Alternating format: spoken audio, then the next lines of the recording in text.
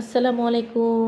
Food Bangla রান্নাঘর থেকে নিয়ে আসলাম নতুন আরেকটা রেসিপি। সেটা হলো চিংড়ি মাছ। এরকম দেশি চিংড়ি মাছ ভুনা যদি করেন তাহলে ছোট থেকে বড় অপছন্দ মতো কোনো লোকই থাকবে না ইনশাআল্লাহ। এরকম টেস্টি একটা চিংড়ি মাছের রেসিপি নিয়ে আসলাম। চলুন পুরো রেসিপিটা দেখে আসি।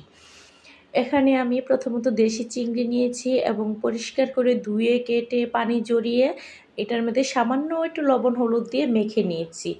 মাখানোর পর এরকম একটা কালার এসেছে এবং দেখতেও খুবই সুন্দর লাগতেছে। আর এরকম দেশি চিংড়ি বোনা বলেন বা যে কোনো সবজি বা কোনো ভাজির সাথে দিলে টেস্টটা খুবই দারুণ হয়। আর এখন চুলায় একটা কড়াই বসিয়ে দিলাম। কড়াইতে দিয়ে দিলাম সামান্য একটু তেল। এটা আমি এই তেলটা দিয়ে চিংড়ি মাছটা ভেজে নিব। তেলটা ভালো করে গরম করে আগে থেকে নুন হলুদ দিয়ে মেখে রাখা চিংড়ি মাছটা আমি এখন দিয়ে দিলাম। দেওয়ার পর কিছুক্ষণ পরে পরে নেড়ে চেড়ে দিচ্ছি যাতে সুন্দর একভাবে এটা মাছটা ভেজে যায় দুই পিঠ। আমি এটা এরকমভাবে খুঁচুন দিয়ে কিছুক্ষণ পরে পরে নেড়ে চেড়ে দিব আর একটু লাল লাল করে বেজে নিব।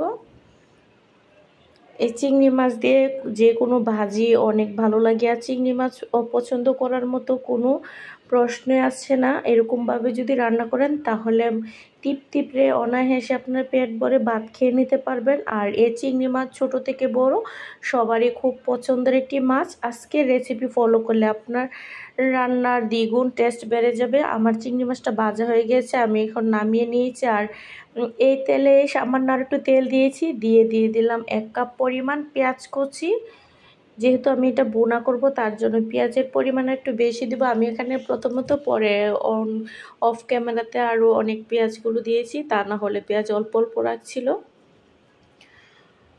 এরকমভাবে দেওয়ার পর পেঁয়াজটা আমি একটু লাল লাল করে ভেজে নিব। আর চুলা আঁচটা মিডিয়াম আঁচ রেখেছি। রাখার পর কিছুক্ষণ পরে পরে নেড়ে চেড়ে দিচ্ছি। আমার পেঁয়াজটা প্রায় অনেকটা ভাজা হয়ে গেছে। এখন আমি সামান্য একটু পানি দিয়ে দিব। পানিটা অফ ক্যামেরায় পড়ে গেছিলো। আর এই পানি এখন দিয়ে দিব 1/2 চা চামচ রসুন বাটা। এরকম রসুনের পেস্টটা দেওয়ার পর আমি এটা নেড়ে চেড়ে মিক্স করে নিচ্ছি। এখন বাকি উপকরণগুলো দিয়ে দিব। স্বাদ মতো লবণ,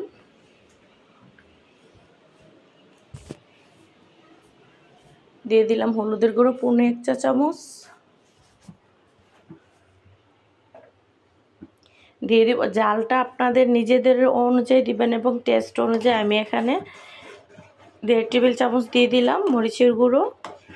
একটু জাল জাল করে আজকে বোনাটা করব, যেহেতু পেঁয়াজ দিয়ে শুধু করতেছি, তা না হলে টেস্টটা মিষ্টি মিষ্টি লাগবে। দিয়ে দিলাম 1/2 চা চামচ জিরে গুঁড়ো।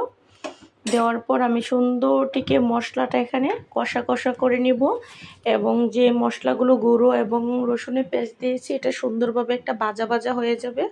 কোনো কাঁচা স্মেল থাকবে না, সুন্দর একটা স্মেল বের হয়ে যাবে। দিয়ে দিলাম কয়েকটা কাঁচামরিচ। কাঁচামরিচটা দেওয়ার পর কিছুক্ষণ এরকমভাবে নেড়ে চেড়ে নিচ্ছি। দেখেন কত সুন্দরভাবে এটা উপরে তেলটা বেশি গেছে। আর এখন দিয়ে দিলাম ভেজে রাখা চিংড়ি মাছটি দিয়ে সুন্দর করে এটা মিক্স করে নিবে। আপনারা একই প্রসেসে বড় চিংড়িও রান্না করতে পারেন এবং যে কোনো মাছও ভুনা দিতে পারেন। মশলাটা কম বেশি হতে পারে, তাতে কোনো সমস্যা নেই।